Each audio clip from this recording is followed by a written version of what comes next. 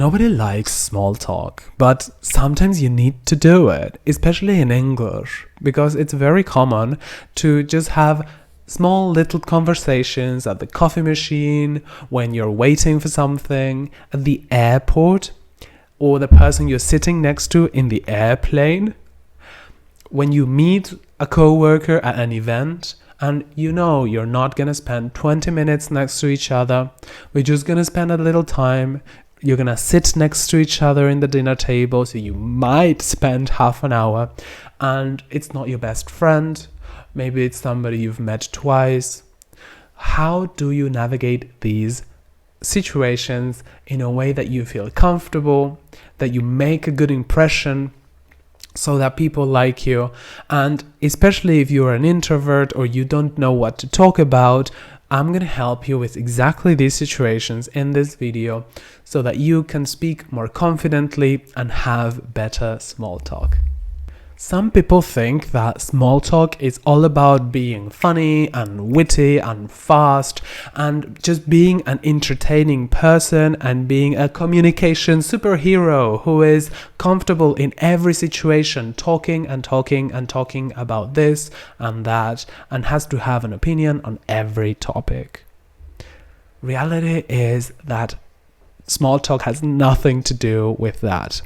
Let me explain why. Now, something that really helped me with small talk is changing the focus from me speaking, me telling anecdotes, me telling stories, jokes maybe, or just making funny comments, to actually the other person speaking and me listening.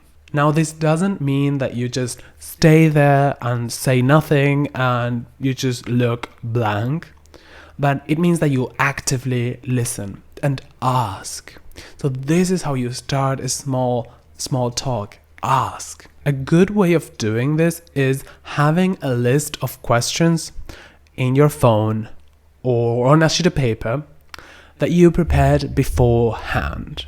So if you are going to a networking event, some common questions that you can ask are, for example, how did you get there? How did you get here?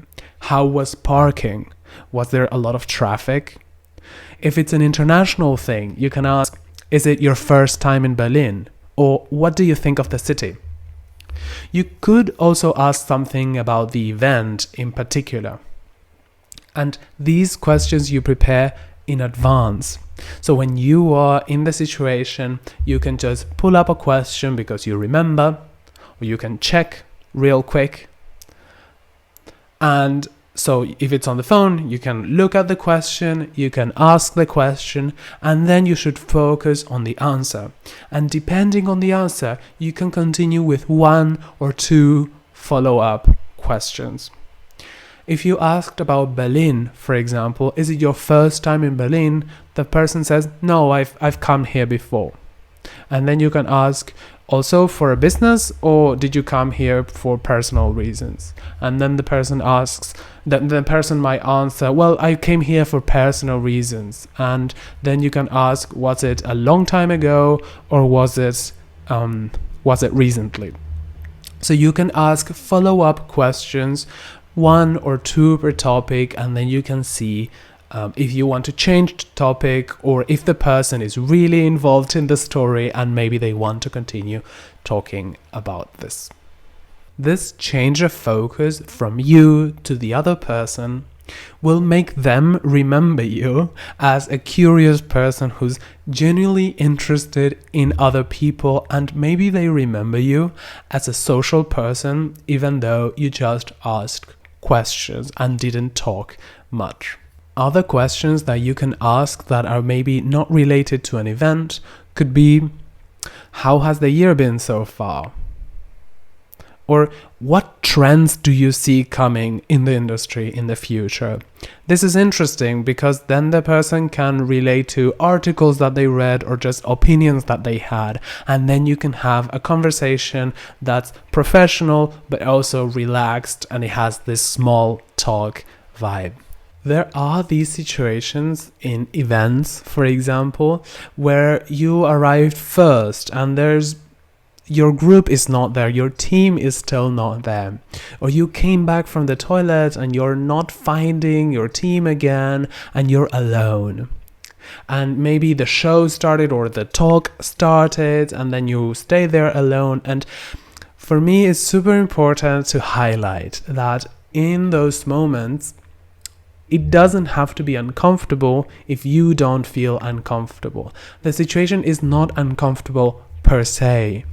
If you actually have a good body posture and you show confidence in those moments, you will irradiate that, and people who look at you will not think that you're uncomfortable, even though you might be. But if you don't show that you're uncomfortable, there is no situation that is uncomfortable. Yeah, so you make it uncomfortable sometimes by being, where are all the people putting hands here? I'm a bit nervous because I'm here alone. And this is something that people see.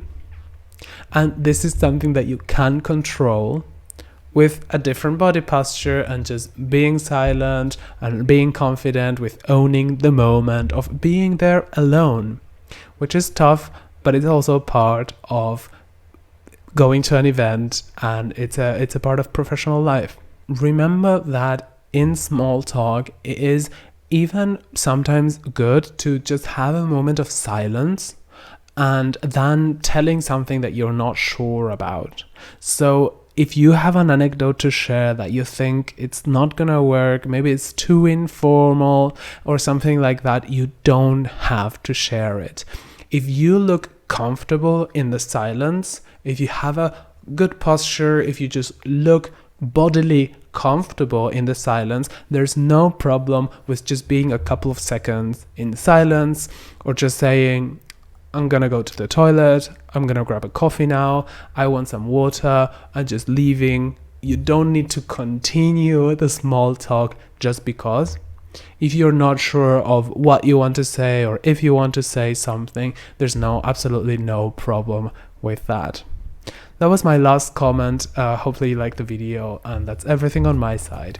Cheers, Uriel.